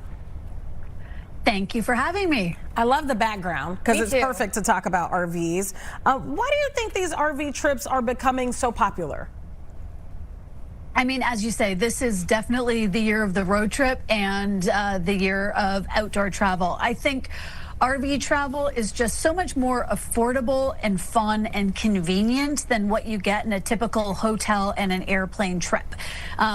RV rentals can be up to 60% less expensive when you compare it to like the hotel room stays and the flights, and that's before looking at all of like the peak pricing that we're seeing today, or sorry, this year already, because hotel prices and flights are skyrocketing. So definitely a cheaper version and definitely a lot more flexible and fun. Okay, but Jennifer, I have to say, I'm hesitant, guys. What, because, the fear of driving more? No, because it's intimidating. One, yes, the fear of driving, but two, you have to go to the bathroom somewhere and then you have to empty that out, right? Yes. So can you tell us about like kind of the logistics, make people feel a little bit better about this RV trip?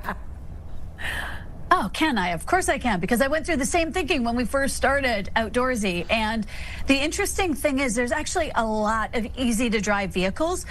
Like on Outdoorsy.com, we have a set of really simple filters. You can filter for easy to drive, and then it will show you on the website all of the choices and options. So there are thousands of different types of RVs that are just about as easy to drive as like the minivans or an SUV. You've got like truck campers, Class B camper vans, conversion vans. There's a whole series of super easy to drive vehicles. And even on those like larger ones, you'd be surprised at how easy it is. You're going slow. You don't really have a long way to drive. Most people are just doing the driving on the first and the last day of the trip. So not as intimidating as you think. I want to ask you, because we just had a video up and we were showing the mountains, and maybe I would think, you know, your first time driving an RV, you may not want to go that route. What would you say are some first time trips that you feel like would be easy, maybe easy to navigate and easy for families to do, you know, the first time hopping in an RV together? Yeah, that's right. You want to make sure your first time trip is about as like straightforward as possible. I always talk about the 2-2-2 rule. So starting off by like staying locally, make everything easy, right? You want to stay within 200 miles of where you live. So pick a local state park or just like a fun RV park or campsite or something that makes you feel like you're getting out but you're not going too far. Make sure you arrive at that destination by 2 o'clock on day one. So you're already into your relaxing campfire, cooking outdoors, looking up at the stars, telling stories, getting the kids in the bunk beds, and, you know, having a great first evening. And then make sure you stay out for 2 days. If you stay out for 2 days and you're maximizing your first day travel and you're staying locally, like nothing can go wrong. It's just a nice little trip to get under your belt. And then go through the process of involving the kids in that planning process, right? Show them the different RVs that they can choose from on our site. Help them pick one out where they like the bunk beds or the bathroom or the kitchen. Just creating the fun before people even get on the trip is the best way to start. And maybe they can feel more at home that way, right? Like more part of the process. Look forward to it. Yeah, exactly. All right, we mentioned two highlights, America's 250th birthday. Yes. So I've heard a lot of people going to South Dakota to Mount Rushmore this year. Yes, traveling around Route 66. Are there like two places in mind maybe that you have that you think would be great to go to this summer? Well, it's kind of cool talking to you guys because one of my must-dos this summer is getting back on Route 66.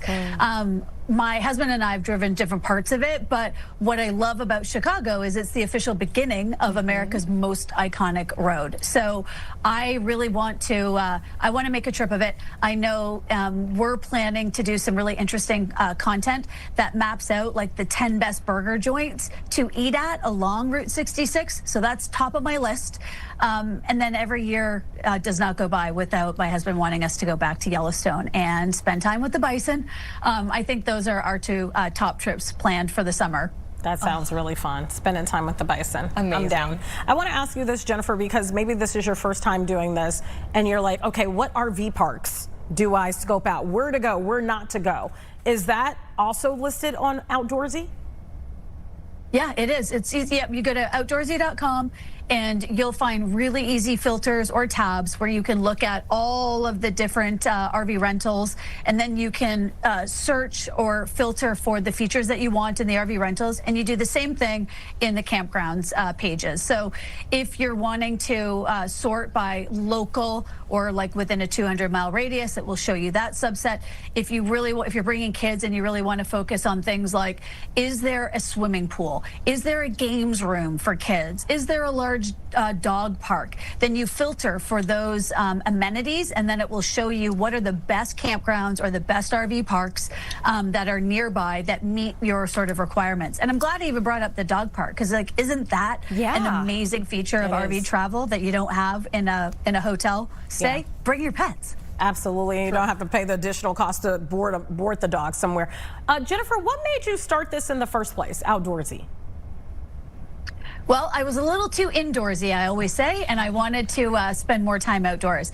There's just something about being in nature that that fills your soul, makes you happier. There's I think even clinical studies now that say doctors are prescribing days outside, being in sunshine, looking up at the sky, being in open road environments that just immediately start to bring down your heart rate, reduce stress.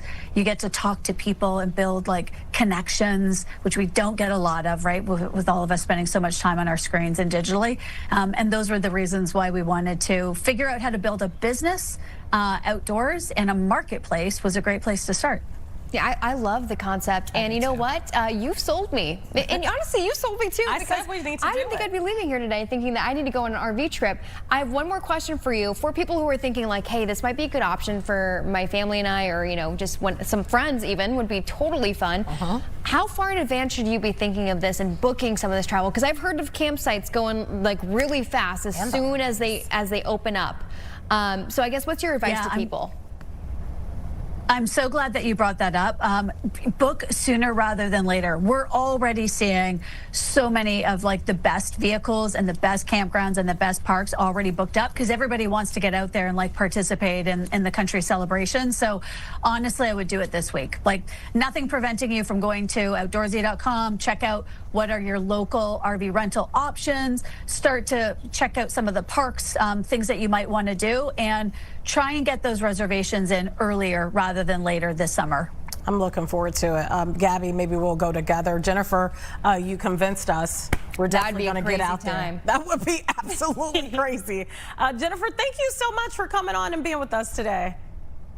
Giving us a new perspective. Thank you so much. And let me also just shout out for all of the veterans and service members out there. We love them so much, and this is the Year of America, and we're proud to be offering a 20% discount on all RV rentals and all costs for the trip, which we apply at checkout. So that means all military, all police, all firefighters, and all EMS. 20% off when you book your trip this year is our way of saying thank you so much for helping build and protect a great country. Yeah, Jennifer, I'm so glad you mentioned that. Thank you. It's a life of service. Yes, so, thank you to everyone watching who has served our country in whatever kind of capacity. Again, we appreciate your time, Jennifer. We'll have you back on. Let's talk about RVs once a week. Go and jump in the lake. Yeah, where is that behind you, by the way? Where is that? Where is that, the scene? Great question. I think it might be somewhere in Nevada. Okay. Okay. Wow, it's I beautiful. can see it. Absolutely beautiful. Add that to the list. All right, Jennifer, we'll see you soon. Have a great summer, guys. I hope to see you out there. All right, perfect. Yeah, I got to get out there. My husband has been wanting to do an RV trip with everybody, and I was like, but we kind of did it when we went to Tennessee, except for it wasn't an RV, and it was very interesting to ride with everybody, but it was really fun, honestly. It is such good family time. Although, I was like, I'm gonna be annoyed with all these people, but I was actually thrilled. It was actually a really good time. I really did need her, because I asked her kind of a two-parter question, remember, about driving and then also about releasing some of the stuff. She didn't talk about releasing the stuff. I forgot to follow up and say, hey, we forgot about that. But I remember having another expert on a while ago just talking about travel in general, and we asked that question, and they said, actually, it's much easier than you would think. Yeah, and a lot of people it's say, 2026. watch a lot of YouTube videos before. So once you figure out your RV, depending on where you're getting it from, some of them even have videos on what to do and how to do it, and just, you know, the last state fair I was yourself. at. What, you think you're gonna have a poop explosion while you're trying to hook it up? I'm making sure I don't have. Maybe, you never know what could happen. I'm just asking the questions for the people. The last state fair I was at, I went to one of those like RV shows, you know, because they always have them usually at the fairs. Man, those were nice. Beautiful. They're a house. They are a house, and they're the price of a small house. Yeah, but you know what? Go on. Rental. That's what you want to do. Some of those rentals at the bottom said, you know, I think it was like 100 a day, 125 a day. That's so totally doable. There's some good deals out there. And you could do the little one that's almost like a trailer, like looks like a I'm drop. not doing that one. A tiered, I don't know, raindrop kind of little thing. Because then you got to find a bathroom, because that one doesn't have one. Yeah, the last time I went camping in an RV, I got chased by bees. So, yeah, and no one believed me. I started running to the campground, help, help, and my husband was chasing me. A story, and my husband was chasing me, and then now I'm realizing that people were probably thinking that I was saying, help, he's chasing me. Is there video of this out there? And he's like, there's no bees. I'm like, there's bees. You always have a crazy story. Sometimes. Either you or myself. Between the two sometimes, but yeah, that was when I wanted to forget. Okay, we got to talk about this, because this is something I want to forget. I'm sad that I even read it. So actually, there's a new way to smile, according to the Gen Z. Can we pull up the video? Because I think you got to see the video to understand what we're even talking about. Oh yeah, it's not even smiling. No, I've known about this. So this that's is a a scowl. I mean, this is a Gen Z pout. So you kind of forget the kissy face, forget the classic smile, forget anything, or like the little like duck face with the peace sign. Forget miserable. And it only really works best, I guess, if you have lip filler, because to be honest with you, a lot of these gals, the younger people are getting lip fillers. They are. So. It's all about patting your lips and creating a downturned frown. Why? Because it gives off a nonchalant attitude vibe. And people also say it gives off a sense of maturity. No, it gives off that you're miserable and that you hate life. I mean, what is wrong with smiling? What's wrong with people? You don't want to smile. You don't want to hold the door for anybody. You don't want to say thank you. You don't want to say have a great day. I mean, that's best stupid. pouty face right now. Sorry, that's dumb. No, I like to smile. That's foolish. Why would you say it's a new way to smile and you're not smiling? That doesn't make sense. Let's see. But here's the thing. I don't even know if I can do this. Stop smiling. Let me see. I look miserable. That's a miserable look. Like, I should start doing this more often. I look so miserable. And some people actually cross their eyes too, which is even more crazy. Yeah, I've seen it. What world are we living? Am I really? Pinch me. But why do you want? Am I AI or something? Because sometimes I'm like, this stuff is really far-fetched. So it's a new way to smile, but you never smile. Make that make sense, because I don't get it. I just don't. No one does. Do yours again. I want to see it one more time. So it's the eyes too, then. I think that's just coming to me. I think that's my own twist. You know, you have to have a signature. Let me see. I'm trying to pick it up. I can't stop smiling though. That's the thing. Ooh, but you give a little smile there. Ooh. I don't know. It's stupid. Okay. Anyways, this is crazy too. So apparently, for the folks that are getting married, they don't want. I like this. They don't want the dancers, okay, at their bachelorette party anymore. They want the magic, and I'm not talking about Magic City, where they do their thing. I'm talking about magicians. They want magicians at the bachelor. They want real life magicians, yeah. And they want people to do hibachi stuff. I've been to a couple where they're like, we want to do hibachi. You've heard of Magic City, right? No, I haven't. Okay. So yeah, right. I don't know if I should. Yeah, so they're hiring more of these magicians. I guess there must be a lot in these cities, because they're working fast. And they say it makes them feel more comfortable and it's more interactive. Some people have also hired Ben Franklin impersonators. What? Yeah, or other impressionists. I'm sick of this world. So I have been following a guy. Actually, I don't think I follow him. I think he just pops up for some reason. But it's essentially this guy is wearing, I think, like meta glasses, and he's but he's hiring these impersonators to come over.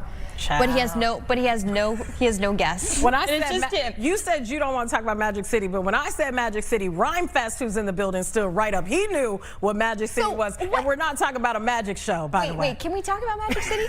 I mean, so I was saying that I was using it as a transition to talk about the magicians, because magic is in the word, but I was saying they didn't want to go to Magic City. That's where the dancers are in Atlanta and Houston, right? I think is it H-Town?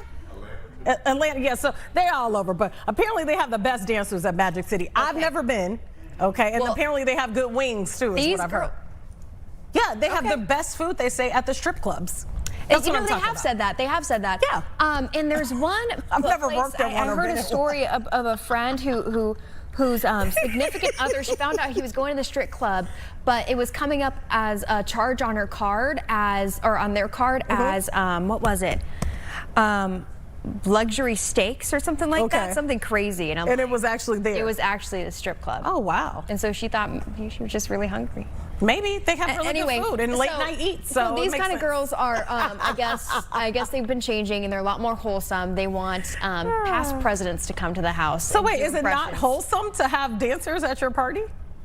I guess it depends on what kind of dancers we're talking about, Tia. For some people, it's wholesome, and then Sunday they go right to the church and get married. It's been happening for years. I guess that's true. Which is kind of weird when you think about it. Yeah. I'm just saying, that's kind of weird. I like the magician. The night before is kind of crazy. I like the magician. And I like the hibachi, too. And a lot of girls are wanting... Oh, you don't rap us. We don't want to be rapped. What did you do for your bachelorette party, real quick? We went to Tao. Okay. Actually, and it was really fun. What else did we do? I didn't have a bachelorette party. No, I ended up going to meet up with Early the day before the wedding. I didn't have a bachelorette party. You know what? That's okay, because a lot of girls are doing that, or they're keeping it really low key. I wanted to keep it low key. I didn't want to have any pressure really, and make it as cheap as possible. Because some girls are asking to go to Mexico for 10 days. Nope. They're asking to go to literally Italy. No. That's not cool. You just wait for your honeymoon for that. All right, we got to talk all things Rhymefest. Created this song with Jesse Jackson. We're going to have that coming up right after this break. We'll be right back.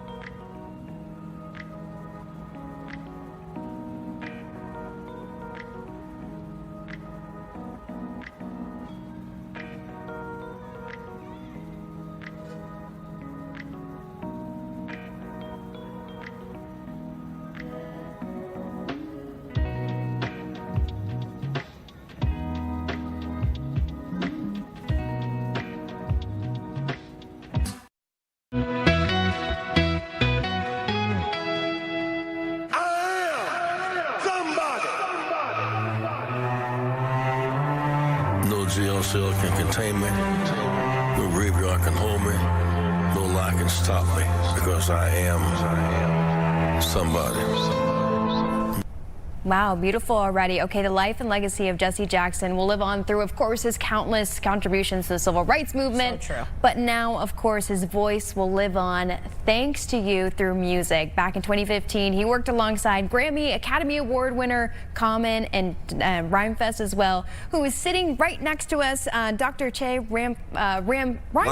Oh my, what is wrong with me? You know what? Smith. It's a lot. It's almost Friday. Maybe that's why. And she's throwing me off all the time. I am. Blame me. It's cool. Thank you for coming in. That's just a snippet of the song. Tell us about this songwriting process. When did this start? So this particular song, I Am, didn't start with a song. It started with an interview. So I bring a lot of our elders, you know, in Chicago, we have the great honor of being here with so many giants. And these giants like Haki Mahabuti, who started the first black publishing company, Third World Press, Reverend Jesse Jackson, we had access to him every Saturday at Operation Push. We have so many giants that if we just take the time to go sit with these elders and ask questions, we could learn so much to pivot ourselves forward. So I invited the Reverend Jesse Jackson Sr. to the studio for a 2-hour conversation that I just recorded. And I asked him, how did you come up with the I Am Somebody? And he started telling the story. And then I said, improv right now. Let improv I Am Somebody, what it means today. This was in 2015. That's the part we took and put on the song. So actually it wasn't a song, it was a conversation I was having in the studio, archiving, just being with an elder. So here we are 11 years later. I know that's a snippet of that conversation in his improv. What came out of that conversation? Did you learn anything that you may have never known about the Reverend prior to that? I learned, you know, when you spend time, and this is the opportunity that we had with the Reverend Jesse Jackson Sr., is that you learned about yourself when you sat and talked with him. He didn't focus on him. He focused on who was in front of him. And these type of people, Reverend Jesse Jackson Sr., he mentored everybody. Everybody has an individual story about what he gave to them. For me, he said, Rhymefest, I see that you're doing good in music and you're making changes around the world globally with music. Why don't you turn that music into reality? And I said, what do you mean? He said, you're commodifying music instead of the words that you're using, bringing them into reality. You're not just writing songs, you're writing futures. And I said, well, what kind of future do you hear from the music I should create? He said, you can create justice, you can reform education, you can reform young people's lives. I said, how? And he said, I'm gonna give you 3 rhyming words: agitate, litigate, legislate. And when he said that to me, that was the beginning of my road to running for school board. Wow. So he was the springboard for you to do that? Reverend Jesse Jackson Sr. was a springboard to me being an elected school board member today. He told me, don't just rap it, create it. Congratulations. Congratulations. Did you have any idea after that conversation that things would kind of change for you, right? Almost manifest. Well, yeah, because this is the thing about artists. And I mentor young people and tell them all the time, your art is not just for sale. Your art is to reimagine the future. And so when the Reverend Jesse Jackson told me, agitate, litigate, legislate, you look at the words you're writing and then you say, let's walk through them and create it in life. And so now what I'm doing is I'm working with young people to reimagine what education looks like today. Reimagine what careers can look like. Reimagine what Chicago looks like. Because with color, everything comes alive. What made you release the song now? And then are you planning to release the conversation?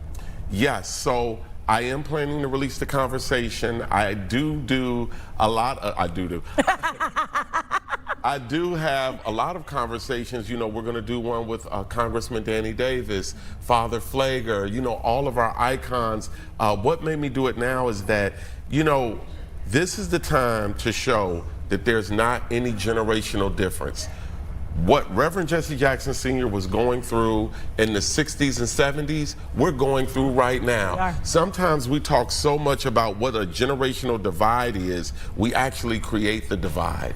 And so why I released it now was to show what he's saying about I am somebody, no graveyard can hold me, no penitentiary can keep me down, I am somebody. Those are the same feelings and things that young people are going through today, and he was saying that in the 70s. So, you know, now is the time to show unity of our generations, intergenerational unity. Was it a lot of, was it hard to, you know, really chop down the conversation? Because you said it was a long one. It's a 2-hour conversation. So, no, how to present it in this way and choose what words, you know, fit best? Because I bet there are a lot of words. Well, there are other people on the song. So we're talking about Reverend Jesse Jackson Sr. Common is also on the song. My brother D. Lyles is singing on the song. And so when we're talking about unity, that means every voice is heard. And that means everyone has something that they bring to the conversation. And yes, it was very difficult figuring out which part, but I think what really puts a stamp and a marker on Reverend Jesse Jackson Sr. is the I am somebody. And so when he did the improv montage of I am someone, I realized something about him. He was one of the first rappers. Keep hope alive. Stand up and be somebody. You know, Reverend Jesse Jackson Sr. is what Chicago Public Schools would call a diverse learner because he spoke in rhyme to be able to process. These are the students that traditionally get left out of the conversation. He created a new conversation. How can people support that song? Well, you can go to my YouTube, go to Rhymefest, and it's I Am. Also, you can visit me on at Rhymefest on Instagram. And if people want to get more involved in just what the future of education looks like, I put student agency, student voice first. Tonight, I will be at the University of Chicago School of Social Work, and we'll be talking about career and career pathways for young students, whether you want to go to college or you want to do a vocation. We're going to have experts from CPS there to tell students exactly how they can obtain the futures they want to see. What time is that happening tonight? That's going to be 5 o'clock tonight at the School of Social Work at the University of Chicago. Perfect. Yep. We need more than 15 seconds, I can tell you that. And we need more than 10 minutes to talk with Rhymefest, too. Yeah. It's a lot to talk about. And Gabby, I'm so glad that you have me. School board and hip hop. Yeah, you gotta be savvy. Keep the students thrive. Put your hope alive. What Jesse Jackson say, we gonna keep the hope alive. Well, I gotta do it again. That was good. I love it. That was good. Hey, Gabby, I'm so glad. I'm about to give you a hotter It was great. That was good. Thank you. You need something for Chicago Now, too. We're going to play it every day as we go out. Oh, yeah. Thank you so much, Rhymefest. Thank you for having me. Your time. And thank you guys for watching. We'll be back on Friday. Yes, Friday it is. We'll see you then.